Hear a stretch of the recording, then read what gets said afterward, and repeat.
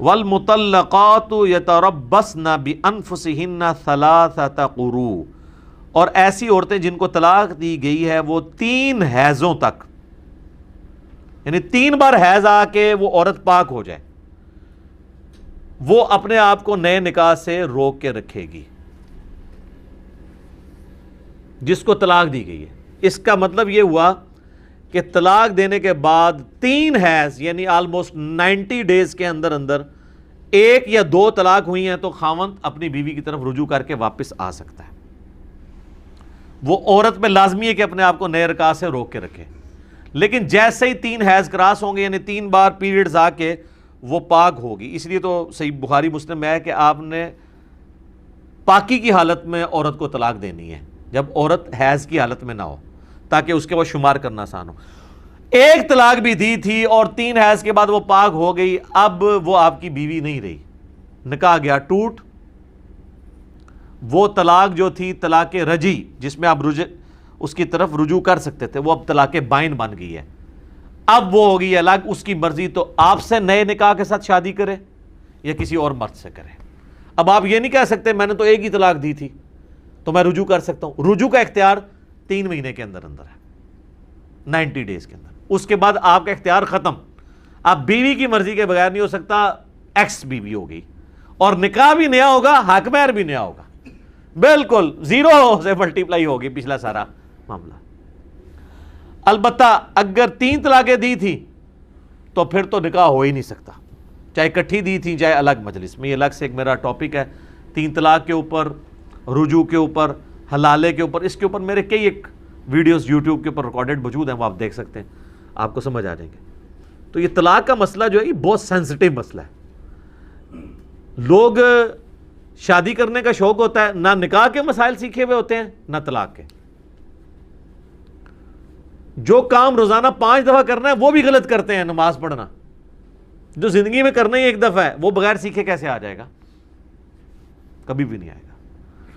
تو 3 مہینے تک روک کے رکھے گی وہ عورت اپنے آپ کو، اس کے بعد مرضی اس کے ساتھ شادی کر لے یا کسی اور، لیکن 3 مہینے کے اندر وہ اپنے خاوند کو رجوع کرنے سے روک نہیں سکتی اگر 1 یا 2 طلاق ہوئی ہے۔ نہ یہ ہے کہ بدماش قسم کے سالے سامنے آ جائیں کہ ہم نے اپنی بہن کو نہیں جانے دینا، وہ آگے آ رہا ہے، وہ بخاری مسلم میں حدیث بھی ہے کہ وہ ایک بار اس طرح عورت جانے لگی تو سالے بیچ میں کھڑے ہو گئے، ٹھیک ہے؟ تو نبی علیہ السلام نے کہا کہ تم لوگ کون ہوتے ہو، اس کی مرضی ہے۔ تو اچھا اس ٹائم تو جوش میں یہ کروا لیتے ہیں نا، بعد میں 19 سالوں کی بیویاں جو ذلت کرتی ہیں نا اس عورت کے ساتھ، تو وہ کانوں کو عورت ہاتھ لگاتی ہے۔ عورت کے لیے شیلٹر اس کا خامند ہی ہے، نہ اس کے ماں باپ ہیں، نہ اس کی ایون اولاد ہے اس لیول پہ، نہ اس کے بہن بھائی ہیں، زیادہ عرصہ کو رکھ سکتا۔ اس لیے اس معاملے کو ہمیشہ کنکلوڈ کرنا چاہیے اس حوالے سے۔ تو 3 مہینے تک وہ روک کے رکھیں گی اپنے آپ کو تو اس سے پتہ چل گیا کہ جو مطلقہ عورت ہے طلاق یافتہ کی عدت کتنی ہے؟ 3 دفعہ حیض آ کے پاک ہونا، یا اس کو اپروکسیمیٹلی 3 مہینے کہہ لیں۔ لیکن یہ عدت ہے مطلقہ کی۔ ایک عورت ہوتی ہے بیوہ۔ بیوہ وہ ہے جس کا خاوند فوت ہو گیا، اس کی عدت جو ہے نا وہ 4 مہینے 10 دن ہے، وہ بھی قرآن میں سورۃ البقرہ میں آئی ہے۔ بیوہ کی عدت 4 مہینے 10 دن ہے، طلاق یافتہ کی عدت 3 دفعہ پاک ہونا ہے، آلموسٹ 90 ڈیز۔ اور ایک اور عورت ہے جس نے تنسیخ نکاح کروایا ہے جوڈیشری سے، عدالت سے، جسے ہم کہتے ہیں خلا لینا، اس کی عدت 1 مہینہ ہے۔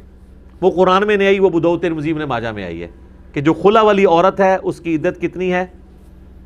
1 مہینہ۔ 1 مہینے کے بعد اسے اجازت ہے۔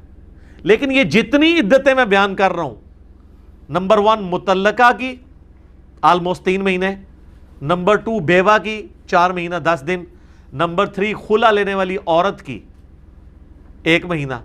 یہ سبجیکٹڈ ٹو ہے کہ وہ عورت پریگنٹ نہ ہو۔ اگر وہ پریگنٹ ہوگی تو یہ اب آ رہا ہے آگے یہ مسئلہ، عورت اگر پریگنٹ ہوگی تو اس کی عدت تب ختم ہوگی جب وہ وضع حمل ہو چکے گا، چاہے وہ 8 مہینے لگ جائیں، 6 مہینے لگ جائیں، 9 مہینے لگ جائیں، اور چاہے 1 دن بعد ہو جائے۔